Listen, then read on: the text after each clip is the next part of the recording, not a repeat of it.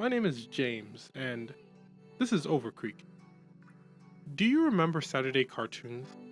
When I grew up, it was sort of close to the tail end of that Saturday cartoon era.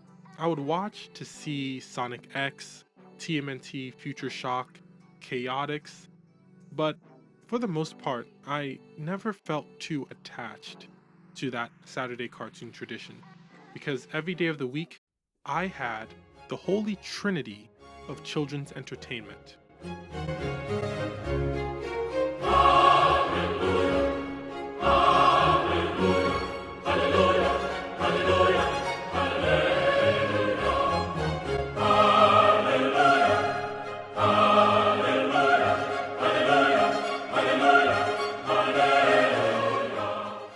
There's something to be said about the content that these networks would deliver during the 2000s, and in the future, I'd really like to go in and dissect and compare and contrast our lineups.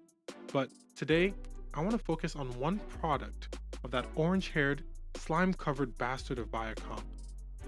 Let's talk about a little series known as Heroes of the Game. 20 years ago, Nickelodeon launched a new network known as Nickelodeon Games and Sports for Kids, or just Nick Gas. You are watching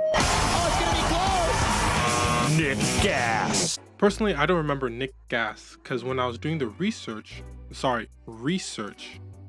this video, I thought that Nick 2 was the channel that would air and host Heroes of the Game. To cut a long story short, Nick Gas didn't air outside commercials like many other networks. Rather, they would put up promos advertising Nick products like their hotels, or shorts like Gas Grill, which would interview sports stars, Skill Drill, and the aforementioned Heroes of the Game. As a kid, I always hated these things. I was always thinking, hey, when's my man Allmac gonna be back on the screen? Legends of the Hidden Temple. But looking back at it now, I think I love these things.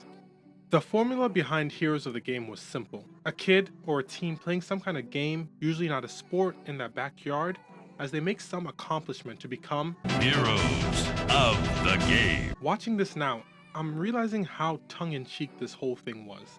The show is adorned with this epic style narration, which I'm pretty sure is the same guy from Action League Now. Action League Now, the series. But honestly, I think I say this in every video, but that's for another day. Today, however, let's take a look at the kickball episode. The premise is simple: a 5th versus 4th grader game of kickball. But just take a look at this intro.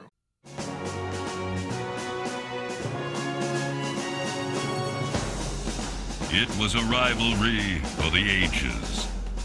The 4th grade awaited the intimidating march of the 5th grade. Their game is played with a red rubber ball. Their game goes by only one name: kickball. This intro itself, it perfectly sets up the expectations of this video. Throughout the short, we're given this highlight reel, this back and forth game of this match, and then we get this climax. So the score is 8-7, 4th graders on top. It's the bottom of the 9th, and the best kicker for the 5th graders is up. This man, the patron saint of the 5th graders. Their last hope also at their most feared foot: Lead Toe Tony. Lead Toe was often scrutinized for pushing the boundaries of regulation footwear. But that didn't stop him from calling his kick. This is what I love about this. It's so unnecessary. It's stupid. But whenever I watch this, I think about the corporate suits who approved this. This show is just that perfect satire of that 90s sports movie genre. The short ends with the 4th graders creating a human chain to return the ball and tag out Lead Toe Tommy to win. Which I still don't get, because if Tammy had scored, wouldn't the game only be even? Anyway, on that legendary day on a baseball field, an underdog team of 4th graders would do the impossible to upset the arrogant 5th graders to not just triumph, but to become Heroes of the Game. Anyways, this was something that I found interesting. I thought it was worth checking out again. I think most of them are available on YouTube.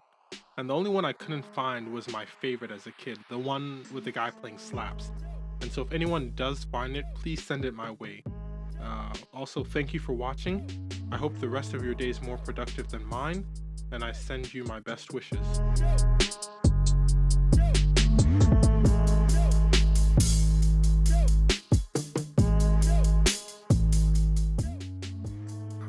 I poured like 2 Monsters and a 7-Up in this.